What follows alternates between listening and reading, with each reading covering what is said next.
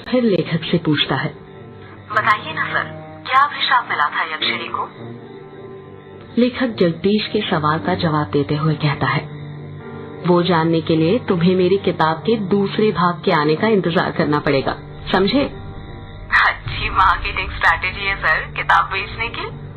वो तो होगी जगदीश, किताब बेचता हूँ और उस किताब के साथ अपने दर्द भी, तो उन आंसुओं के पैसे तो वसूलूंगा ही ना। बस एक बात दिमाग में रखना कि कोई भी इंसान बुरा नहीं होता, उसे बुरा बनाया जाता है। मतलब यक्षिणी बुरी नहीं थी, उसे बुरा बनाया गया था, है ना सर? मैंने कहा ना, अब मैं किसी सवाल का जवाब नहीं दूंगा। जो जानना है किताब का दूसरा भाग पढ़ के जानना, समझे? बात करते करते लेखक की सिगरेट खत्म होने वाली थी और उसमें बस 1-2 कश ही बचे थे। जगदीश हिचकिचाते हुए फिर लेखक से पूछता है, सर एक बात पूछूं? तुम नहीं मानने वाले ना? ठीक है, पूछो। सर, आपकी बातों से ऐसा लगता है जैसे आप यक्षिणी को बहुत करीब से जानते हैं। क्या आपने कभी यक्षिणी को देखा है? सवाल सुनकर लेखक एकदम चुप हो जाता है।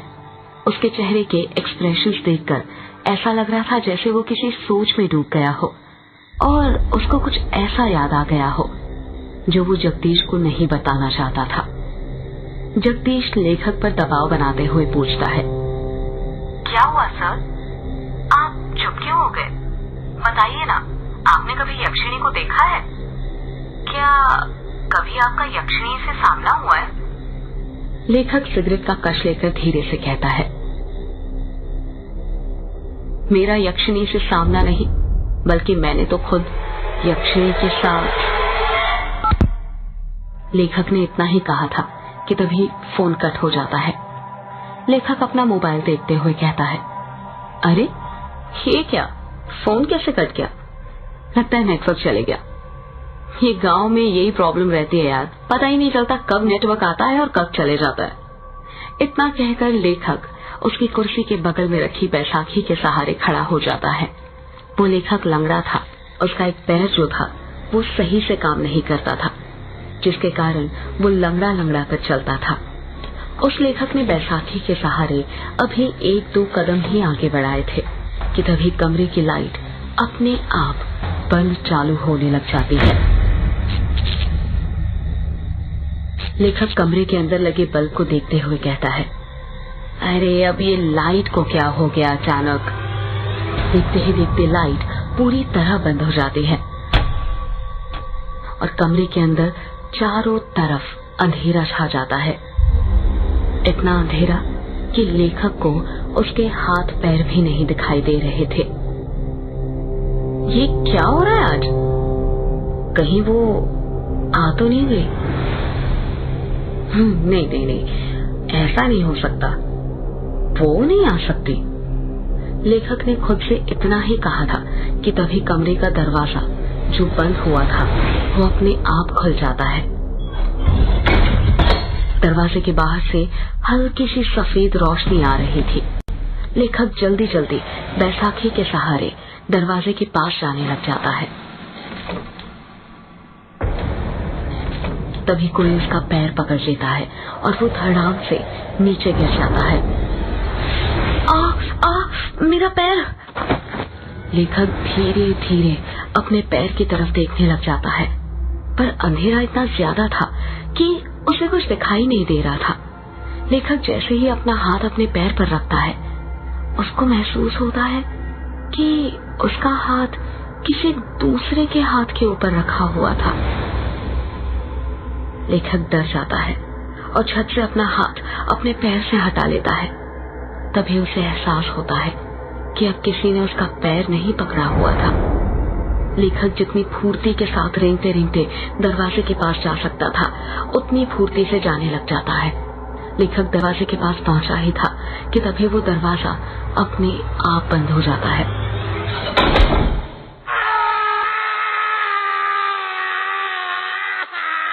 थोड़ी ही देर बाद दरवाजे के बाहर लेखक की दर्द से कराहने की आवाज सुनाई देने लग जाती है। कौन हो तुम? मैं यक्षिणी, तेरी मौत। कुछ देर तक लेखक और यक्षिणी की बातें चलती है, पर उन दोनों की बातों की आवाज दरवाजे के बाहर नहीं आ रही थी।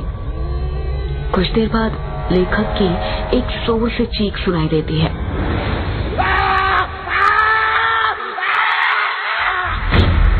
ये एक ऐसी चीख थी जो दिल को दहला कर रख दे। अगले ही पल दरवाजे के नीचे से लेखक का खून बहकर दरवाजे के बाहर आने लग जाता है। 13 साल बाद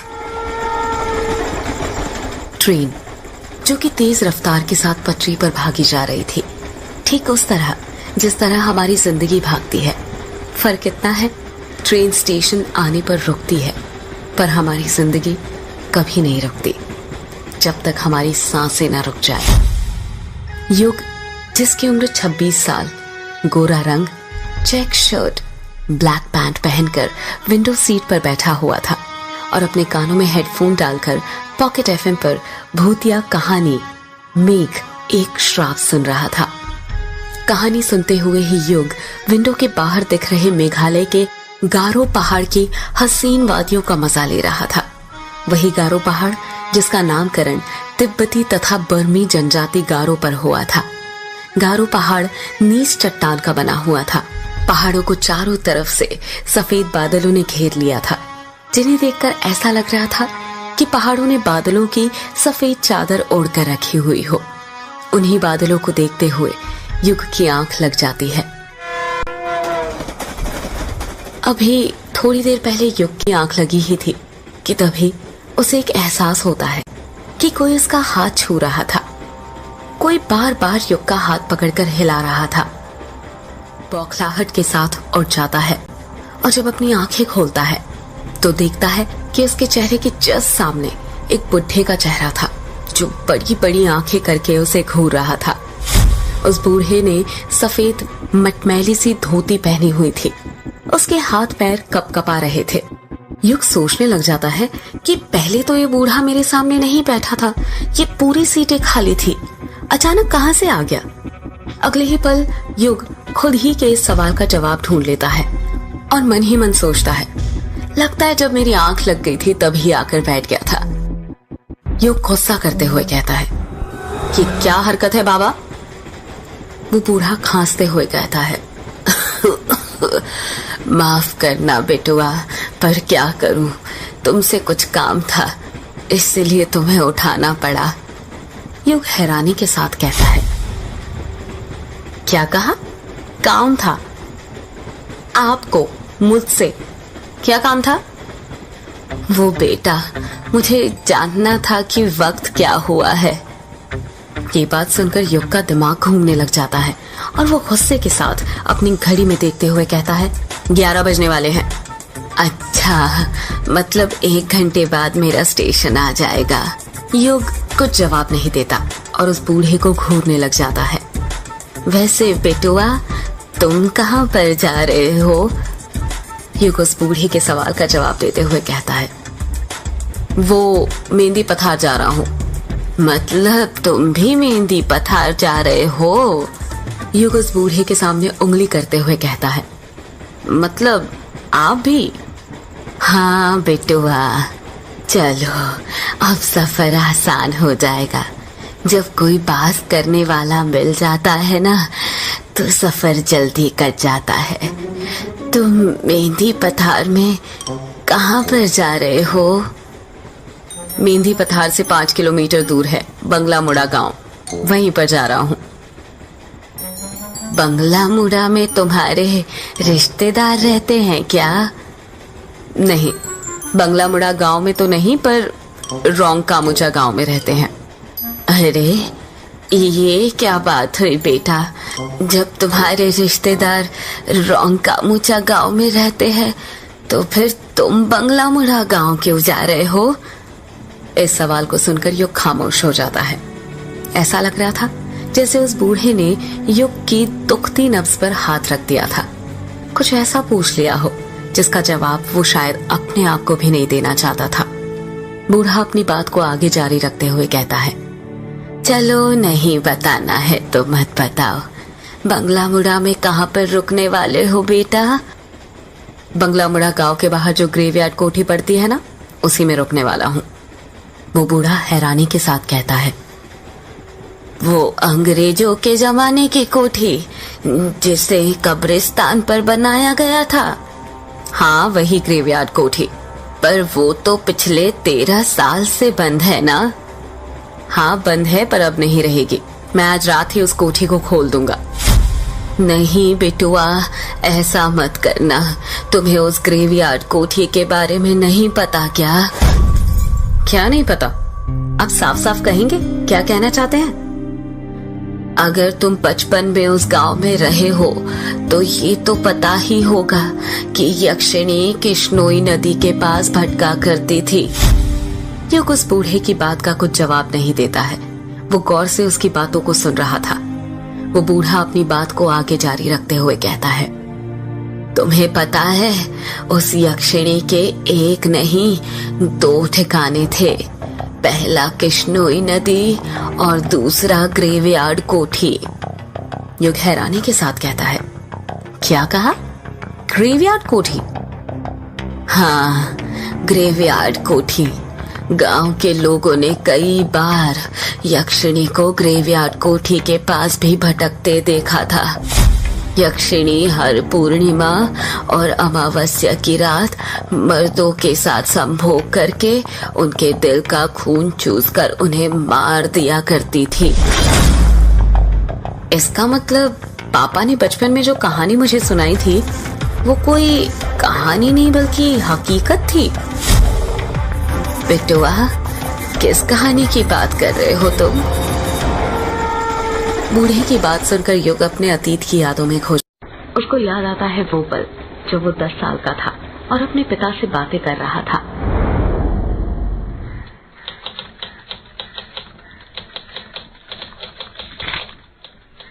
पापा पापा, क्या कर रहे हो आप? युग ने प्यार से पूछा। कुछ नहीं बेटा, कहानी लिख रहा हूँ। युग के पिता ने टाइपराइटर पर कहानी टाइप करते हुए कहा। क्या कहा पापा? कहानी?